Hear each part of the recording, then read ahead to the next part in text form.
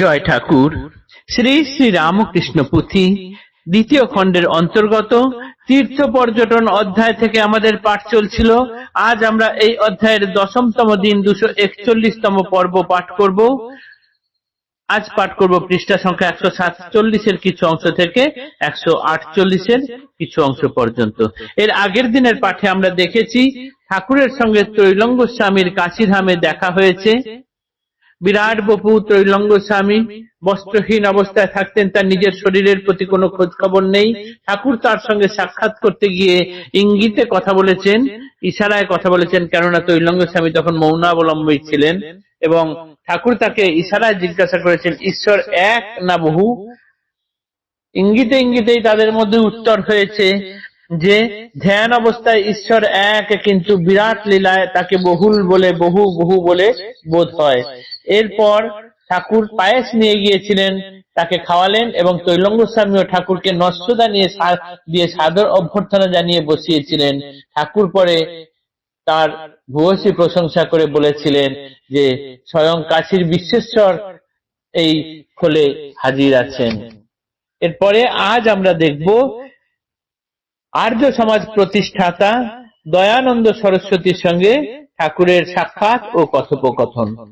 আমরা দেখেছি যে ঠাকুরের স্বভাবই হলো এই, কোথাও যখনই গেছেন সেখানে যে মহাপুরুষ বা যে কোনো পণ্ডিত ব্যক্তি থাকুক না কেন, ঠাকুর আগে থেকে গিয়ে তার সঙ্গে সাক্ষাৎ করেছেন এবং তিনি কোনো ধনী দরিদ্র মূর্খ কোনো কিছু বাজ বিচার করেননি। এই ধর্মের ওই ধর্মের কোনো দেখেননি, তাই তিনি সবাকার কাছেই পূজ্য, সব ধর্মের লোকের কাছেই তিনি পূজ্য।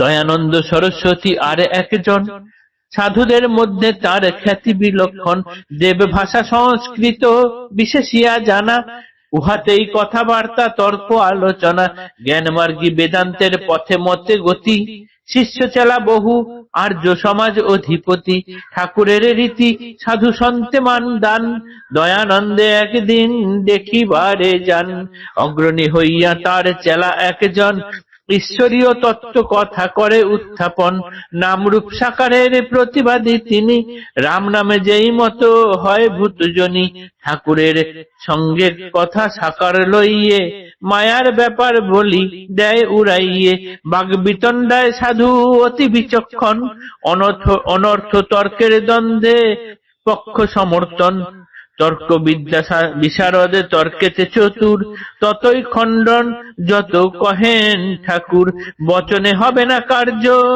এই অনুমানী, স্বরূপ ধারণ তবে কইল গুণমণি, সুস্থির আছিল জল দুলাইয়া বায়, অর্ধবাহ্য আবেশেতে কহিলা তাহায়, এত যে করিনু আমি দিয়ে প্রাণ মন, জগমাতা অম্বিকার সাধন ভজন, তত্ত্বভূত অনুভূতি দর্শন বলি, প্রতারণা প্রবঞ্চনা মিথ্যা কি সকলি, এত বলি এই দেখো দেহ দেখাইয়ে, সমাধিস্থ প্রভুদেব উঠে দাঁড়াইয়ে, শ্রী চৈতন্য ঘনমূর্তি প্রভুর আমার, প্রদর্শন যেইখানে প্রভাবে তাহার, তামস বিনাশ বাতি চৈতন্য তপন, উদয় হইয়া দেয় নবীন নয়ন, চৈতন্য প্রসূত এই নবীন নয়নে, কি দেখে চৈতন্য বান অন্যে নাহি জানে, সেই সৃষ্টি সেই কাল সেই রাত্রি দিন, সব সেই পূর্বেকার তথাপি নবীন, আপনে আপন হারা বুদ্ধি হয়ে হত,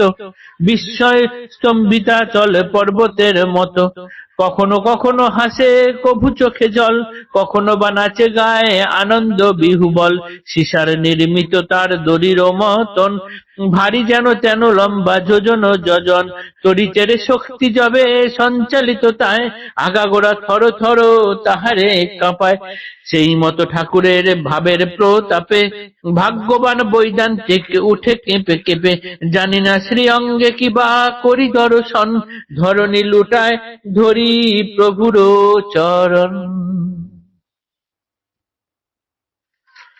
দয়ানন্দ সরস্বতীর সঙ্গে ঠাকুর দেখা করতে গেছেন। তিনি দেবভাষা সংস্কৃত বিশারদ, সংস্কৃতেই কথাবার্তা তর্ক আলোচনা সবকিছু করেন। তিনি বৈদান্তিক, বেদান্তের পথে মতে তার বিশ্বাস, তার বহু শিষ্য, বহু চেলা, তিনি আর্য সমাজ প্রতিষ্ঠা করেছেন। এবং ঠাকুরের যেহেতু আগাগোড়া রীতি এইটাই, সাধু সন্ত ইত্যাদি দেখলে তাদেরকে আগেই অগ্রেই তিনি তাদেরকে মান দান করেন। সেই মতো দয়ানন্দ সরস্বতীকে ঠাকুর দেখতে গেছেন, দেখে তাকে নমস্কার জানিয়েছেন। দয়ানন্দ সরস্বতীর পক্ষে দয়ানন্দ সরস্বতী নিজে না কথা বলে তার এক চেলাকে আগে দিয়েছেন ঠাকুরের সঙ্গে কথা বলতে, যাও তুমি আগে দেখো কেমন। ঠাকুর তো তার সঙ্গে কথা বলেছেন, তারা হচ্ছে নাম রূপে অতটা বিশ্বাস করেন না, তো তিনি সে চেলার সঙ্গে ঠিকঠাক কথায় হয়ে উঠছে না দেখে তারপরে বাগ বিতণ্ডায় দয়ানন্দ সরস্বতী নিজেই এলেন, এসে তিনি তর্কের জন্য ঠাকুরকে আহ্বান করলেন। ঠাকুর যতই কথা বলেন, যতই যুক্তি দেন, সেই কথা তিনি তর্কে খণ্ডন করতে থাকেন খালি।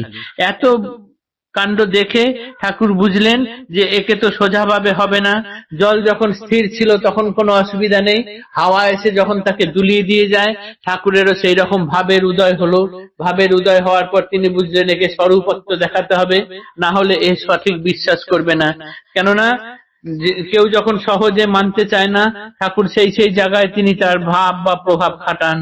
এবং তিনি যখন তার প্রভাব খাটান, তিনি যখন তার চৈতন্য স্বরূপ দর্শন করান, সে যে সেই স্বরূপ দর্শন করে সেই বোঝে, সেই যেন নবীন জীবন ফিরে পায়, নবীন নয়ন ফিরে পায়। সেই একই মানুষ, একই স্থান, একই সমস্ত কিছু, অথচ তার কাছে সবকিছু নতুন বলে বোধ হয়। যেমন তারের মধ্যে দিয়ে বিদ্যুৎ গেলে সেই তার থরথর করে কাঁপে।